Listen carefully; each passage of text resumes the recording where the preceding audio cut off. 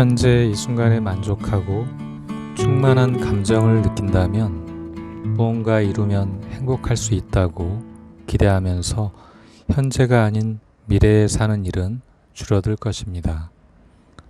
하지만 대다수의 사람들은 이 순간이 아닌 과거와 미래에 살고 있는 경우가 많습니다. 현재 이 순간의 충만함을 느끼려면 지금 가진 것을 온전히 느낄 수 있어야 합니다. 어떤 환경에서든 온전히 느끼기 위해서는 현재 주어진 것에 만족하고 긍정적인 즐거움을 찾아낼 수 있어야 합니다.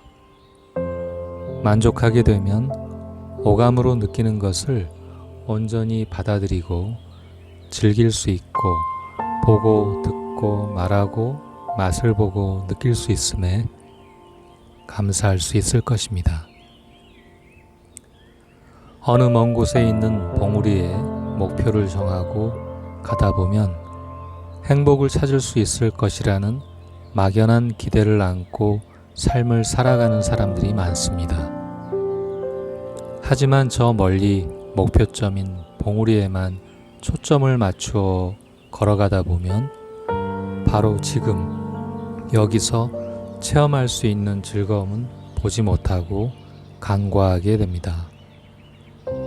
소풍 가는 길처럼 주위에 피어난 꽃에 눈길을 주고 시원한 바람을 타고 전해지는 꽃향기를 맡으며 잠시 길가 바위에 앉아 느끼는 기분 좋은 나른함 속에서도 소소한 행복에 머무를 수도 있습니다.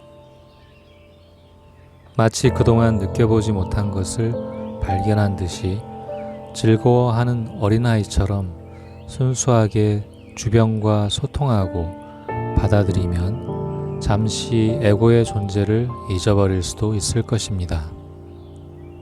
개인적인 에고의 생각과 감정이 들어가면 온전히 주변을 느끼는 것을 방해받게 됩니다. 특히 잠재의식에 쌓여있던 부정적 생각의 에너지 염체가 작용할 때는 생각을 멈추고 깊이 숨을 들어 마십니다. 들숨과 날숨을 일정하게 쉬며 관찰하다 보면 어느새 출렁거리는 파도는 잔잔해지고 깨어난 마음으로 다시 주변을 바라볼 수 있습니다. 잠재의식에 의해 어느 순간 무심코 떠오르는 생각과 감정에 휩싸이다 보면 부정적인 행동으로 이어지며 소중한 순간들을 낭비할 수 있습니다.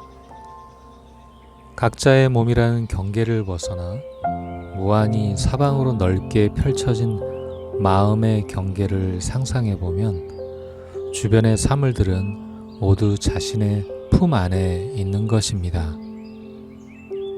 원래 본연의 자신, 즉 참나는 경계가 없고 이분법적으로 나누지 않는 하나됨입니다. 현재 주어진 몸은 단지 우리 영혼이 다양한 가상 체험을 가능하게 해주는 특수 제작된 옷일 뿐임을 인지해야 합니다. 순간의 시간이 모여 인생을 이룹니다. 지금 이 순간은 다시 돌아오지 못하는 시간인 것입니다. 이 순간에 머물러 만족할 수 있다면 마음은 불만족과 고통을 만들어내지 못할 것입니다. 이 순간에 머물러 만족하기 위해선 의식의 확장이 필요합니다. 의식이 확장되었다는 것은 세상을 바라보는 시각이 예전과는 다르게 넓고 포용하며 이해하는 마음으로 변해가고 있음을 나타냅니다.